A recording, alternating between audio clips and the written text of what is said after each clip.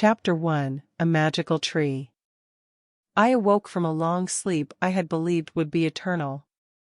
My consciousness was still hazy. Wishing to end the darkness that had accompanied me for so long, I tried to open my eyes. Yet to my great astonishment I could not do so. I didn't even feel my eyelids. Thinking that something must be horribly wrong with my face, I intended to raise my hands to touch my face, checking for any abnormalities. Yet again I was unable to move or feel any reaction from my limbs. Desperate to get the slightest reaction from my body, I tried to move whatever I could, imagining myself thrashing around. As time passed, my mind descended further into chaos. I needed to move. Host is advised to calm himself as an unstable mindset may be detrimental to further growth. Host is further advised to stop futile attempts of moving, since trees cannot move until further evolution. Hearing a voice in my head, I managed to calm down somewhat. Wait, did I already start to hallucinate? What was it again that it said? I'm a tree, what a joke. Host is by no means hallucinating. Host is also advised to stop indulging in delusions and accept reality. Fine, what should I do instead of not accepting reality? Host is suggested to start absorbing magic from surrounding to become a magical tree, completing first step in Host's path of evolution. Now that I think about it, dear voice in my head, who are you? Responding to Host's question, the voice heard originates from the Yggdrasil growth system. It will assist you in your quest to become a legendary tree. Yggdrasil. I see, my quest? Having enough of all this mind-boggling talk, I turned my mind toward this magic absorption. I had never done this before, but I felt the knowledge of the whole process in me. Following my natural instincts or whatever this is, I began trying to feel the magic flowing through me. At first, I felt nothing, zero flow, and no magic whatsoever. But after dozens of days, I could vaguely feel my leaves making photosynthesis in a specific rhythm. There was a strange feeling in me. It was faint, barely traceable, but it gave me the motivation to keep concentrating. The feeling that had initially been faint and distant was growing with every passing day. I could feel the magic gushing through my body, reaching from every root to every leaf. Searching for that same feeling outside of my body, I was quick to find it. I felt currents of magic swish past, being what I could only consider as wind. And there a little below was a different type of magic. It felt more solid and had small things atop it with magic similar to my own, probably being grass. I spent days on end refining this sense until I could see the outlines of all things within 2 meters, being able to differentiate between each blade of grass around me. Host has acquired magic perception. Host can now see surrounding through magic and grasp its concentration and type. Next, I tried pulling some of the magic outside from the air into my body. I might have been a little overexcited for doing this, as I locked onto the magic around me and just pulled. Turns out trees are supposed to gather magic slowly, accumulating it and building a core. I, in my excitement, pulled in a vast amount. I felt like I'd explode from all the energy inside me. The bark on my trunk started breaking up and the wood below was creaking loudly. Host has an oversaturation of magic. Host is asked to hurry and form core from excess magic. Following the instructions in my mind, I tried to gather all the magic in my trunk slightly below the treetop, compressing it into a condensed core. By the time I had succeeded, my bark looked like a multitude of lightning strikes had ravaged all over it. Congratulations, Host has acquired magic manipulation. Host has successfully condensed magic core. Host is now evolving to entity, magical tree. I felt magic rush into my body from the outside, converging towards my magic core. My bark, which I had been worrying how to repair, was made anew. My leaves shone with a jade luster, and my density increased quite a lot. Host is indeed very dense. How about you stop making puns no one will laugh about and explain what all this magical tree stuff means? Host has evolved into a magical tree. Host is now able to analyze magic structure of objects and replicating them. Meaning? Host can absorb a fruit, analyze it, and grow it himself. Once Host advances in growth of core and soul, more things can possibly be reproduced. For example, minerals, animals, or souls. Can I move now? Host soul is not yet strong enough to manipulate body into movement. Host is advised to stop asking useless questions and keep growing. So I refocused on my surroundings, slowly guiding the magic from outside into my core and from there spreading it to the rest of my body to support its growth. Slow and steady, drawing magic in and distributing it evenly, again and again and again. I became accustomed to the feeling of just growing and being.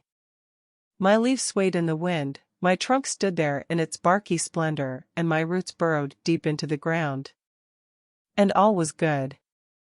Host has successfully entered special state, heart of tree. From now on, Host has a stronger connection to all plants in close proximity to him.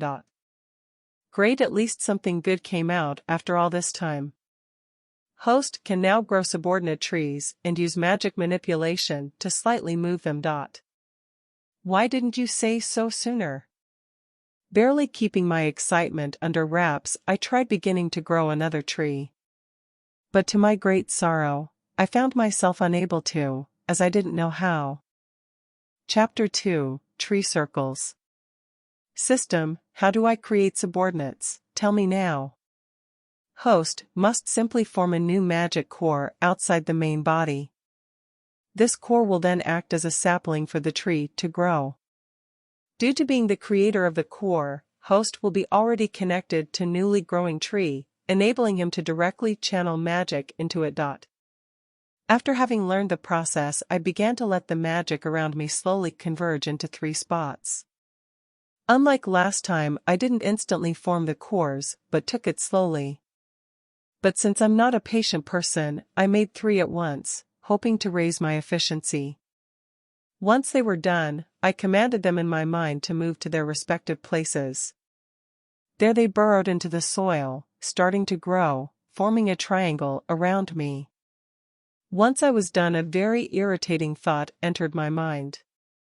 System: how long will they take to grow into controllable trees? Host must wait for approximately 3 years to begin controlling recently planted trees. 3 years, that's way too long. Host should remember that growing takes time and shouldn't be rushed. I couldn't deny that the system had a point. So I went back to growing and swaying my leaves in the wind. A whole year passed and I was bored. I had only passed a third of the necessary time and I already had nothing to do. I didn't even need to concentrate on absorbing magic to grow anymore. It had become second nature. In fact, it was somewhat comparable to breathing. Yet just before I could lose my sanity to endless boredom, a system prompt sounded. Congratulations to Host for attaining 5 years of age. Your soul has reached the required strength for basic magic use. Suggested affinities are nature, healing. Host is requested to choose one and start training. A new dilemma had arisen. How was I gone chose? There are so many options. Host is advised to stop pretending for self-entertainment and make a choice, as there are only 2 options. Way to ruin the mood, you useless dash. Beginning summoning procedures of entity, divine lumberjack. Prepare to be cut down. Hold it, system. You're the best system in the world, and I'm so sorry for having called you useless. So abandon summoning right now, I don't want to die. Apology accepted, abandon summoning. That was way too close for comfort. I mentally wiped the non-existent sweat of my non-existent face. I seemed to have escaped disaster by only the slightest margin. But the choice was still to be made: nature or healing. System: how fast can I heal myself with healing magic? Host is a magical tree, healing magic has no effect. Simply guiding magic to the damaged parts will allow restoration. If healing magic is useless to me, and there is no one else around, why would you suggest it? System is made to present all viable options of development to host. Host is furthermore advised to be careful of his next choice of words. You want to chop me again, don't you? I'll scream for help. Host doesn't have a mouth. System also suspects that host is having too much fun with this conversation and advises to get serious. Fine. I'll train nature magic. System commends host on fabulous choice. Commencing rundown of nature magic. Nature magic is a subclass of life magic that is used to advance the growth of plant life and manipulate it. Host should have no trouble using it as growing is already part of host's nature. Wait, can I speed up the growth of my subordinates with this?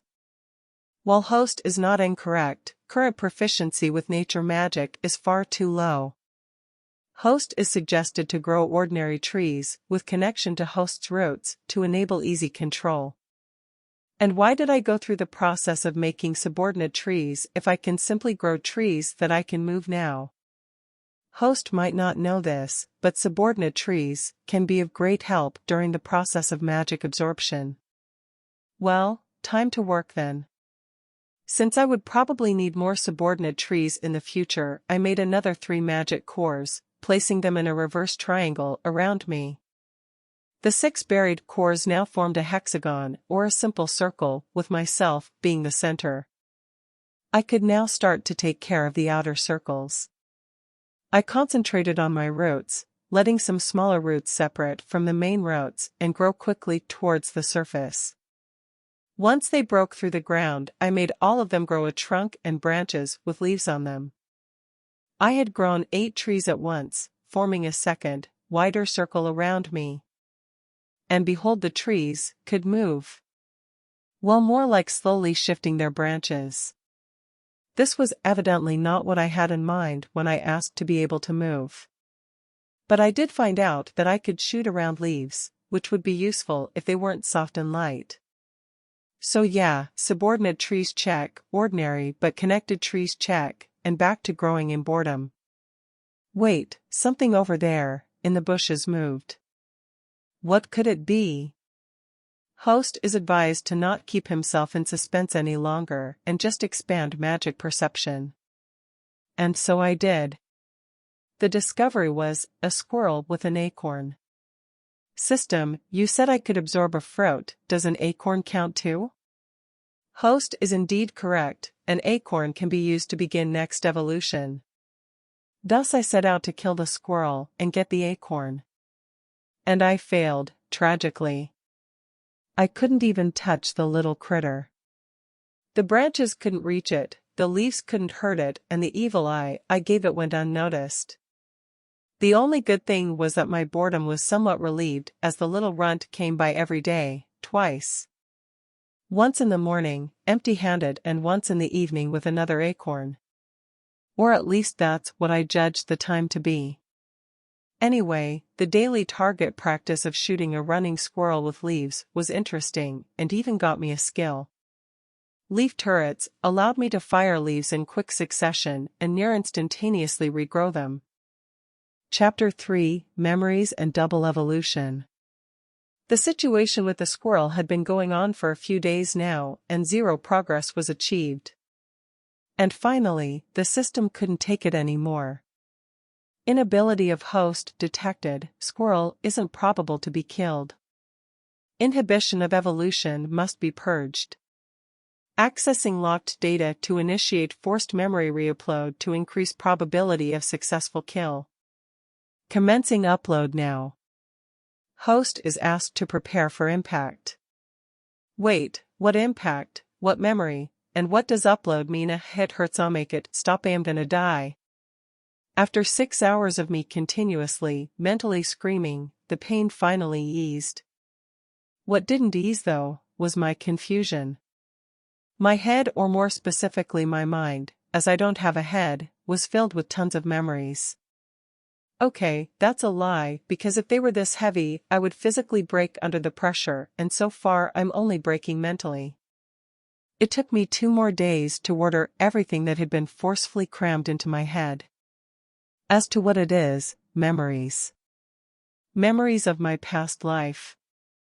I have lived in this world for so long, and now you make me remember all this. Why?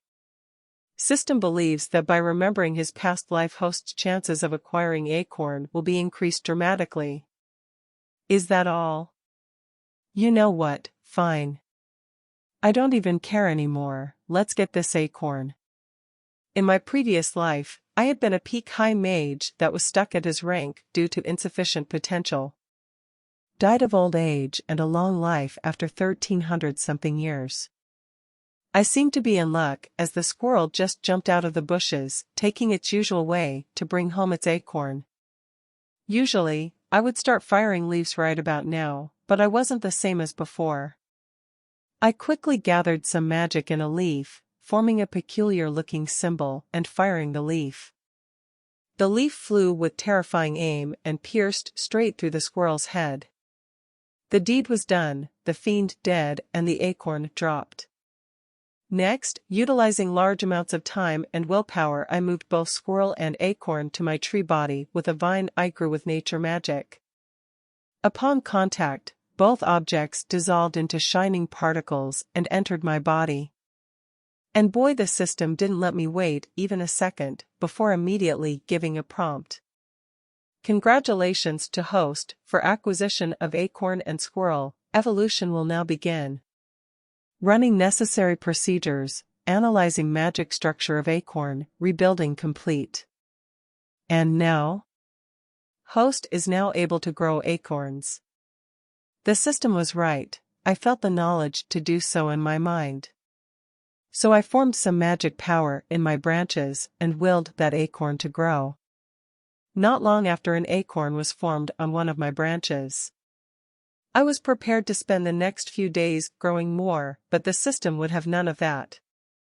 Promotion to Magical Acorn Tree, successful, condition for next evolution reached. Please name your favorite fruit. Apple.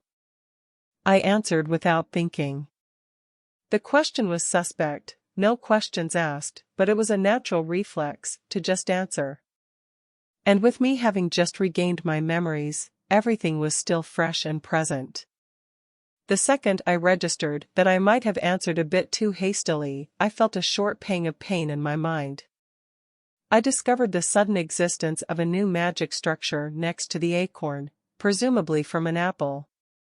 The acorn I had previously grown had also turned into a shiny red apple. Congratulations to host, evolution to magical fruit-bearing tree, successful. System, explain in great detail what happened today, please. Exactly 86,400 seconds ago, host was using magic respiratory system of main body and circumferential subordinate applications of natural magic attractors to accelerate convergent magic flow to main body and dash. Stop.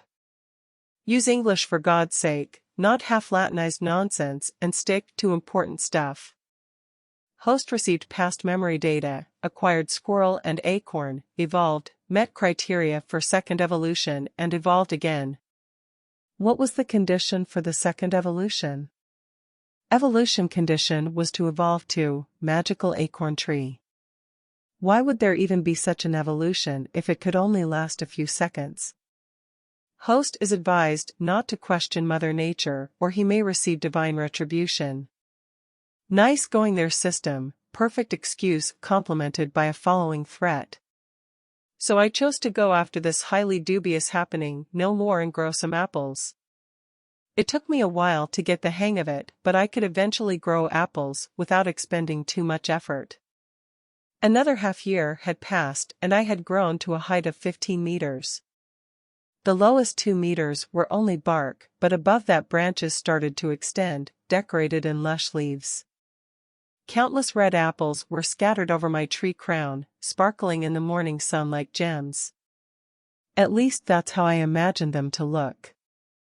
Magic perception might have its perks, but seeing things like reflections and shines wasn't among them. A nice evening was just coming to a close and darkness started to devour the world when a bang echoed over the forest. A storm was fast approaching, it seemed. I didn't think anything of it. It wasn't the first storm that I had witnessed and surely wouldn't be the last. Admittedly, I had been pretty freaked out the first time as I could only perceive the influx in thunder energy and the sonic waves. Thinking this storm would be like any other, I settled down waiting to enjoy the feeling of rain and the cool winds. Yet the expected rain didn't come. Only the amount of thunder energy in the surrounding air wouldn't stop rising. And suddenly I felt pain, not physical pain, more like I was losing something important. Grand thunderstorm detected. Immediate danger to host minimal. Danger of forest fire detected to be very likely. How are you so calm? Won't a forest fire be bad? Host is indeed correct.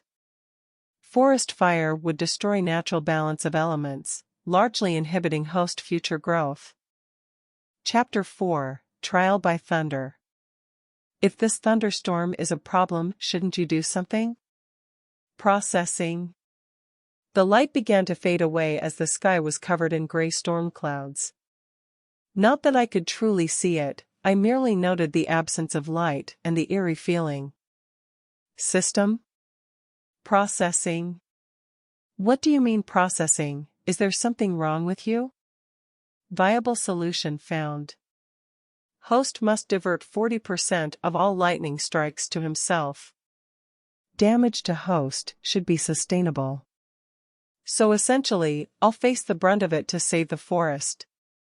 Let's get it over with then. Tell me what to do. Host must simply focus on pulling thunder energy toward him, attracting all the lighting until danger of a forest fire has passed. So I gathered all the thunder energy I could get and proceeded to wait.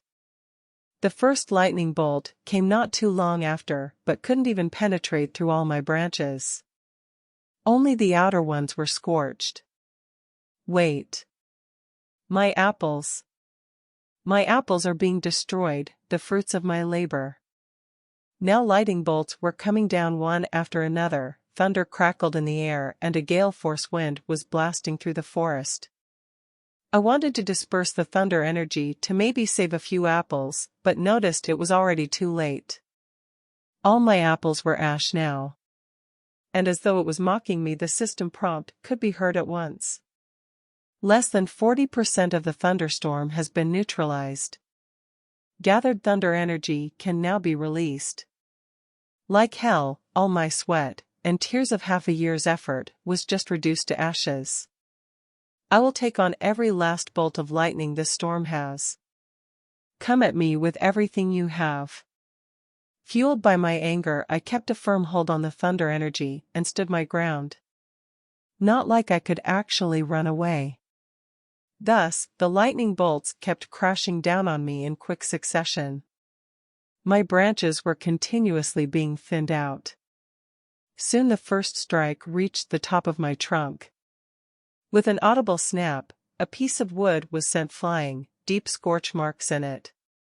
The storm didn't let up, as my body began shrinking from all the wood that was blasted off. I felt pain, physically this time, but different from what I was used to. In my last life, pain had felt sharp like a needle. Now it felt more like a dull ache. Could I not perceive the bolts of lightning ravaging my half-scorched body, I'd think I had fallen down and hit the ground. And so the night passed, and in the morning the whole forest was as pristine as ever, with the exception of one nearly burnt-down tree. And this tree, unexpectedly, was me. The storm had calmed and was now only a light drizzle coming from up above. Congratulations to host for surviving self-imposed thunder trial. Host has earned title, Guardian of Nature, for not letting a single tree be harmed under your watch. The forest is now even more connected to you, and nature will submit to your will. Yes, yes, whatever you say. At the time I had other more pressing issues to deal with, like repairing my body and growing all my apples anew. The former was quickly done by just channeling magic to the damaged parts, so basically everywhere, and seeing it quickly regenerated. But regrowing my apples would require time, which I without any doubt had. Since I had mastered the process of growing an apple, it took little to no concentration and I could set my mind on other things. The most pressing issue at the moment was the memory flood I had yet to digest. Because while the information was all present, it felt more like a dream that I could perfectly recall. The main point here was that I had to actively recall them, which would take way too much time in a situation where I needed it. So I would have to go through each bit of memory and completely assimilate it. And that's what I did. First and foremost, I reviewed the general happenings during my life. I would go into details later. The earliest memories were rather foggy, glimpses of a ruined childhood, horrible upbringing, and all that you wouldn't want to experience. I was kind of disappointed that there was no sad music playing along while I went through this bloody tragedy. Then, at the age of 9, a ray of hope. It had come in the form of an old lady that had been hailed as a saint in her youth. She had taken pity on me and, due to my talent for magic, given me a place to stay and learn magic. Once I had reached adulthood, I left. Making my way to the capital, I began to study at an academy for magic. Dreadfully overpriced and not really worth the money it cost. I left after 1 year. That was when my first experiment started, the only way of advancing further in both power and knowledge. Often dangerous and filled with risks, these experiments brought great benefits and I broke through to the rank of High Mage at an unprecedented age. I left to travel the world. Decades passed and I reached the pinnacle of all High Mages, being on the verge of stepping into the domain of Archmages. And then I found out. The experiments I had made and used to gain growth in power had been burning my potential and would make it impossible to reach any higher rank. Now, if any of you made some rough calculations, you probably figured out that this only covers at most 100 years. As for the rest of my 1,200 years of life, all spent researching various fields of magic. Fields I would all be going through, or maybe I'd just drop out halfway, sounds more like me. Thus I now began assimilating a more complex topic. Runes. The thing I had already, albeit in a very crude way, used to kill the squirrel. Chapter 5, Magic Runes. A large part, 800 years to name a number, of my previous life, had been spent researching and experimenting with runes. Runes were, rudimentary speaking, a symbol that, in exchange for reducing the efficiency and casting speed, allowed a mage to circumvent elemental affinity. As a nifty bonus, it also allowed imbuing objects with long-lasting magic effects. Now, these symbols made up a language of their own, including varied stages of complexity. Generally speaking, the more complex ones were, of course, superior in every way regarding performance, but even the smallest deviations could lead to disaster. Not wishing to end my blooming existence, I decided to stick with the simplest of the simple for now. The hardening rune that had already allowed me to kill the squirrel. It was a simple rune that essentially hardened the object it was applied to. Since I had nothing better to do and needed practice anyway, I inscribed every tree I could control with my nature magic. The difference between now and last time though was that I wanted the rune to be permanent or as close as I could get. So a rushed job like before wouldn't do. I elaborately formed every single detail of every rune with my mind, letting it sink into the leaf one after another. After the completion of the first tree, there was a pleasant surprise waiting for me. Congratulations to host for acquiring the skill, Magic Runes. And there the system went again, giving names to things and categorizing everything. I, on the other hand, continued giving each and every one of my trees an arsenal of leaf blades that I could fire at my discretion.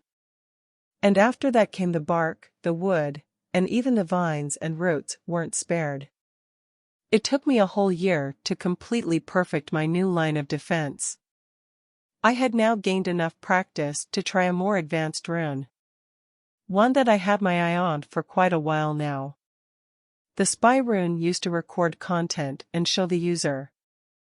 Its primary use in human society was, as the name suggested, to spy on other people without actually being there. One of its perks was that it could directly transfer image data to the mind upon contact. Now, who do I need to spy on? No one, of course. I was most interested in the image data transfer. If I set this rune upon myself and had it transfer the visual feed instantaneously, I could potentially see. I mean, there's nothing wrong with magic perception or anything like that, but I still preferred seeing things the way I was to, and not in all kinds of weird swirls and elements. The rune took me a while to complete as its complexity was clearly superior to the others, but it was all worth it. I could see the trees and grass gently swaying in the midsummer breeze. I should probably mention that I have yet to experience any sort of winter-like season, the sun shining brightly in the sky above and a few other squirrels running around in the distance. I could even spot an occasional bird flying by. Yet most interesting things weren't in my vision, and since I couldn't turn my head, I created some more spy runes to get a complete 360-degree field of vision. I could now tell that I stood at the back of a relatively big clearing if you ignored the trees I had grown. The clearing seemed unnatural, artificial even, and on the other end of it, directly opposite of me, I could vaguely make out an open path leading somewhere into the distance. Apart from me and my creations, there was also another tree in the clearing. It was a giant acorn tree, presumably the source of food for the squirrels in the area. This tree stood tall above all other trees, even including myself, and I'd wager even 3 grown men couldn't span around the whole tree if they hugged it. Its leaves had a dark green hue that made its crown stand out from the others, and I felt a slight magic presence from it. System, why is this tree different from the others? Tree in question is naturally absorbing surrounding magic and will soon become a magical acorn tree similar to Host in the past. So it's a magical tree? Scanning. Negative. Tree in question has already grown acorn due to its inheritance and is able to skip this step of evolution. Will I be able to talk to it once it evolves? Host is mistaken. Usually trees only attain consciousness after reaching an incredibly high stage of evolution. Host possesses the Heir of Yggdrasil system and was reincarnated, so it was possible to have consciousness earlier. This is also the reason for the exponential growth speed that Host has been experiencing. What do you mean by exponential speed of growth? It's taking me years to get anywhere. Host might not know this, but the acorn tree mentioned before has been growing for multiple centuries, and despite its inheritance, it still hasn't reached as far as Host has in 6 years. To reach Host's current stage of evolution, an ordinary tree is judged to need many millennia. Millennia, such a long time. I feel quite fortunate that I don't have to spend so much time doing nothing. Having learned of the exceptionality of my existence, I couldn't help but feel uneasy. There were bound to be people in this world that would want to use me for their gains. Despite these bad premonitions, I had continued living my calm life and concentrated on growing. But then one sunny day there was a great commotion going through the forest. Birds flew away in panic, rushing through the sky into all directions. The squirrels retreated into their tree holes, and an unnatural stillness descended upon the forest. Then, at the entrance of the clearing they appeared, humans.